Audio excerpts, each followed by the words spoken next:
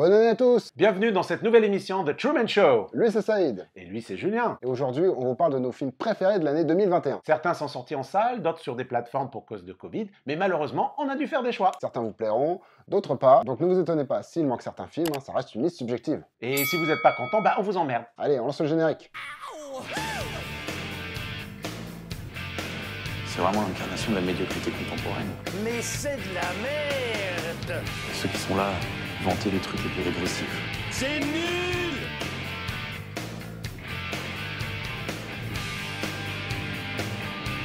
Dans cette émission de récap 2021, chacun aura 3 films à présenter. On terminera avec quelques petites mentions honorables.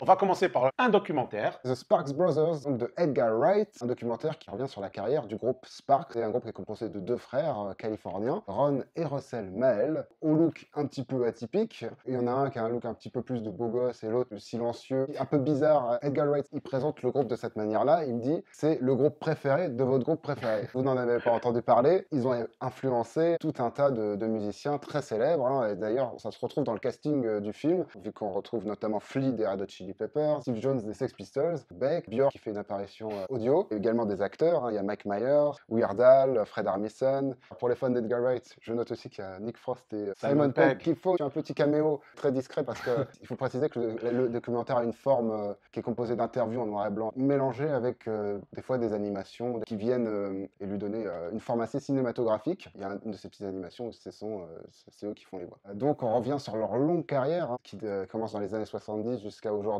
Ils ont beaucoup évolué, ils ont eu des phases très différentes. Ils ont fait notamment un album avec Giorgio Moroder qui était plus disco. Ils ont eu une période plus new wave. Et donc nous en France, on les connaît plus pour le tube When I'm With You. Ça dure plus de 2 heures, ça dure 2 heures et quart. C'est très dense, il y a beaucoup d'infos, on en apprend énormément. Je connaissais très vaguement le groupe et moi, ça m'a vraiment donné envie de me replonger dedans. Et c'est un film de passionné, passionnant. On va passer à un film d'animation. On n'est pas très loin aussi du documentaire. C'est un film franco-luxembourgeois. C'est un Français qui l'a réalisé, c'est Franck Imbert, qui s'appelle Le Sommet des Dieux, basé sur un manga japonais de Jiro Taniguchi. C'est un manga qui est sorti entre 2000 et 2003, qui lui-même basé sur un roman de Baku Yonemakura, un reporter qui s'appelle Fukamashi Makoto, qui travaille pour un magazine de montagne et qui n'hésite pas à accompagner les alpinistes qui vont essayer de gravir l'Everest. Quelqu'un lui propose de lui vendre un appareil photo qui aurait éventuellement appartenu à l'alpiniste anglais George Mallory et qui a disparu justement en essayant de gravir l'Everest en 1924. Et il va réussir à avoir l'appareil. Ce sera un jeu de piste entre flashback et une enquête un petit peu policière. On est un peu sur 2 temporalités. On essaie de savoir ce qui est vraiment arrivé à George Mallory et tout en parlant justement de cette passion qu'est l'alpinisme et des alpinistes amateurs et plus précisément au Japon. Donc on est entre le Japon et le Népal. Certains dans le film, on verra, essaient de vaincre leur propre démon, essaient d'aller au bout de l'aventure. Certains, ils laissent la vie en essayant de dompter cet obstacle infranchissable pour certains.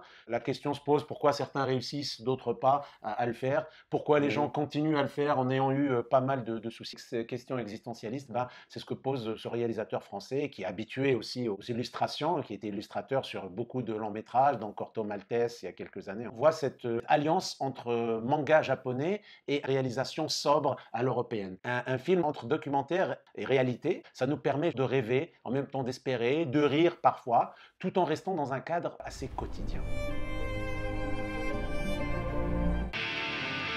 West Side Story, d'un petit jeune qui s'appelle Steven Spielberg, voilà, un auteur pas très connu, mais qui est un talent montant, une comédie musicale qui a été jouée à Broadway, donc qui a été adaptée une première fois au cinéma en 61 par Robert Wise. On est à New York, dans l'Upper West Side des années 50. On a 2 clans rivaux, les Sharks qui sont des Portoricains et les Jets qui sont des Américains d'origine européenne. Parmi ces 2 groupes, Maria, qui est la sœur du chef du clan des Sharks, et Tony, qui est lié aux Jets. Ces 2 personnages se croisent et vont tomber amoureux. Vu la relation des 2 groupes, ça va pas tout à fait bien se passer. Spielberg, le premier West Side Story, c'est très important pour lui. C'est son premier contact avec la musique populaire. Avant, dans sa famille, la musique populaire n'était pas autorisée. Il va se prendre ça comme vraiment un choc. C'est un projet qui porte en lui depuis longtemps. Il a acquéri les droits finalement en 2014. Le film a été écrit avec son scénariste avec qui il a déjà travaillé sur Munich et Lincoln. Il met toute sa maestria au service de cette comédie musicale avec des séquences vraiment un plan, une idée. C'est très très virtuose, mais ça n'empêche pas aussi Spielberg de mettre en sous-texte aussi aussi la scission qui sépare les deux groupes, un espèce de miroir avec la scission qui existe en Amérique aujourd'hui. On est emporté jusqu'à la fin, je laisse vraiment sur le carreau. Un maître qui revisite un classique. Ouais. Donc on enchaîne alors avec notre ami Jane Campion. The Power of the Dog, de la réalisatrice néo-zélandaise. On est dans le Montana, 1925. On a les deux frères Phil et George Burbank qui vivent dans leur ranch familial. On a l'aîné qui est Phil. Lui, c'est le cow-boy. Il ne se lave pas, il est tout le temps sale, mais il est tout le temps là en train de faire le boulot. Il voue un culte pour un cow-boy de l'époque qui s'appelle Bronco Billy, et ce culte va un peu plus loin. Hein. Et de l'autre côté, il y a son frère George, qui lui, pour le coup, quelqu'un de très timide, qui se fait pas remarquer, jusqu'au jour où George décide d'épouser Rose, une tenante de bar, veuve, qui a déjà un fils. C'est l'élément perturbateur de cette famille. Entre elle et Phil, va y avoir une sorte de guerre psychologique. Il va même presque détruire toute la famille. Il n'y a pas de violence physique. Ce film, moi, je trouvais que c'est une autre, justement, pour parler de ces violences verbales, d'amitié toxique, de masculinité toxique et de relations homme-femme, de relations homme-homme, cette relation de mentor aussi qui est très explicitée. On a aussi des portraits justement de qu'est-ce que la masculinité. Je pense que c'est un sujet qui de nos jours peut être très intéressant et transposé à une époque où ces sujets-là n'étaient pas traités. Donc le film aborde tout cela avec une maîtrise. Il y a des scènes extraordinaires, il y a des scènes un peu oniriques, il y a des scènes un peu érotiques à un certain moment. Jane Campion nous offre un très beau récital et on revisite un peu la personnalité, le culte du cow-boy. Donc n'hésitez pas à le voir. Et comme dirait notre ami Antonio Banderas, Number one. Last Night in Soho. Edgar Wright, encore lui, on a nos chouchous, encore un film très lié à la musique. Hein, donc encore un film lié aux années 60, c'est très retour vers le passé en ce moment. Le message du film, il va pas forcément dans le sens où on pense qu'il va aller à ce niveau-là. La jeune Héloïse qui débarque de sa cambrousse à Londres pour suivre des études de mode, c'est une fan des années 60, elle a un peu mal à s'intégrer à la vie étudiante, du coup elle quitte sa résidence pour s'installer dans une chambre de bonne qui est tenue par une femme âgée. La nuit, elle se retrouve emportée dans le passé où elle suit un espèce de double qui s'appelle Sandy, qui est une aspirante chanteuse qui vit tout le glamour des années 60. Elle vit un peu son rêve nostalgique fantasmé, quoi. Toute cette vision sublimée ne va pas se révéler aussi belle qu'elle en a l'air. C'est une occasion pour Edgar Wright de convoquer deux grosses influences cinéma anglais des années 60, Swinging London, mais également le giallo, ce sous-genre italien de films d'horreur. Il reprend des codes esthétiques au niveau des couleurs qu'on a l'habitude de voir chez les Mario Bava ou les Dario Argento. On est vraiment emporté par la mise en scène qui rend une virtuosité incroyable. On pourrait appeler ça un film un peu anti-nostalgique. Edgar Wright, que lui, il a cette fascination également pour les années 60. Il met un peu en garde contre le c'était mieux avant, qui glorifie le passé sans vraiment le questionner. Il arrive à la fois à le questionner, mais tout en lui rendant hommage. Et il donne aussi son dernier grand rôle à une figure des années 60, donc Diana Rigg. Il donne un dernier rôle absolument magnifique.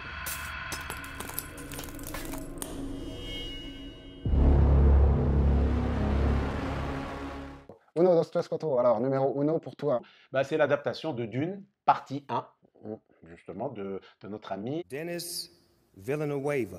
C'est la troisième adaptation de Dune, le roman de Frank Herbert. Dune est une planète qui s'appelle Arrakis. On est dans un futur lointain. Le duc Leto se fait offrir cette lune pour l'exploiter au nom de l'empereur. Il s'y rend avec sa compagne, Dame Jessica, et son fils Paul, qui est joué par Timothée Chalamet. Il découvre un paysage désertique, il découvre un peuple en rébellion qui s'appelle les Fremen, qui eux sont dans l'attente d'un Mehdi, une sorte de sauveur. Et tout cela sur fond de guéguerre avec les Harkonnen, qui sont les ennemis jurés des Atreides. Comme certains l'ont appelé, c'est un space opéra à combustion lente. Il essaie de faire fusionner film d'auteur avec des blockbusters. Il y a de l'action dans le film, il y a des moments de contemplation, il y a des moments aussi oniriques, de réflexion sur les peuples, sur l'être. Ajouté à ça, on a une esthétique très léchée, on a des effets spéciaux, il y a des superbes vaisseaux, mais on a aussi des moments tournés en décor réel. Ça a été tourné en Norvège, et surtout pour les plans désertiques, c'était en Jordanie.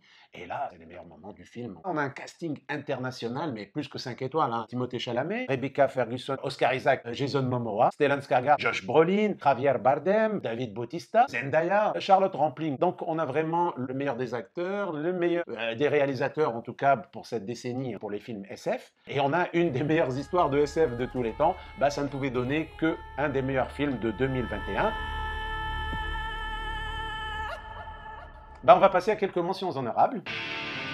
Je vais commencer par The Green Knight, qui est un film fantastique québécois, réalisé par David Lowery. On est un peu sur la légende du roi Arthur, son neveu, Sergevin, qui est un peu paresseux, décide de relever le défi d'un chevalier vert qui arrive pour menacer les chevaliers de la table ronde. Par miracle, il arrive à le décapiter, sauf que le chevalier vert se relève, il ramasse sa tête et lui promet que dans un an, il va subir la même chose. Sergevin, il part dans une sorte de voyage initiatique. Il y a plein de tableaux, c'est onirique, c'est mystique, un très beau film à voir.